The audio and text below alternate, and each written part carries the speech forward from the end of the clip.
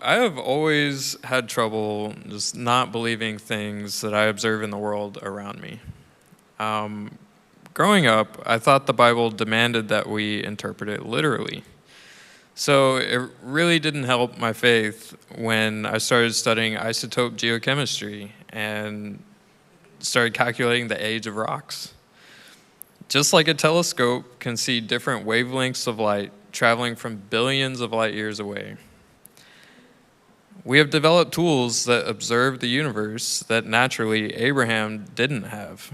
Science has given us evidence, albeit with quantifiable uncertainty, that places pressure on a literal interpretation of many Bible stories. At one point, observations like these convinced me that literal interpretations of the Bible could not always be aligned with science, and I decided not to be Christian. That went on for a while, but a few things in the last 10 years or so have made me take another look at the Bible and reconsider how to believe in both what I see around me and the Bible. The main event happened when I was in the hospital for pericarditis. I was in the hospital and I prayed for help.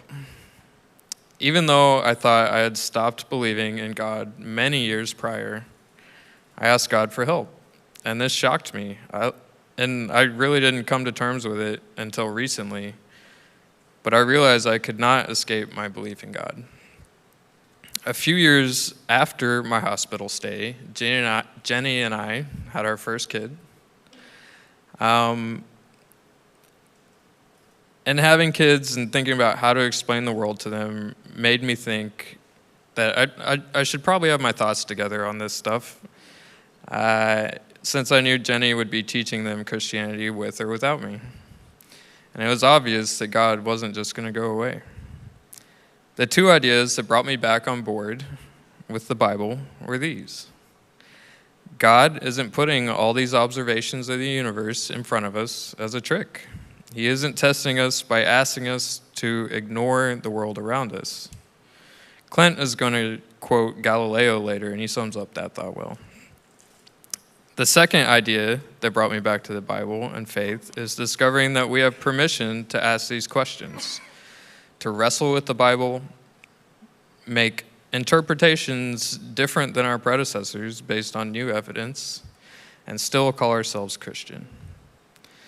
Not one person at City Church has made me feel like I don't belong in this community. Every person in my Space City cohort had a unique answer to every question posed, and that has only strengthened my comfort with uncertainty in faith and my openness to interpreting the Bible in a way I can handle, by viewing scientific observations as part of God's message to us. Thank you all.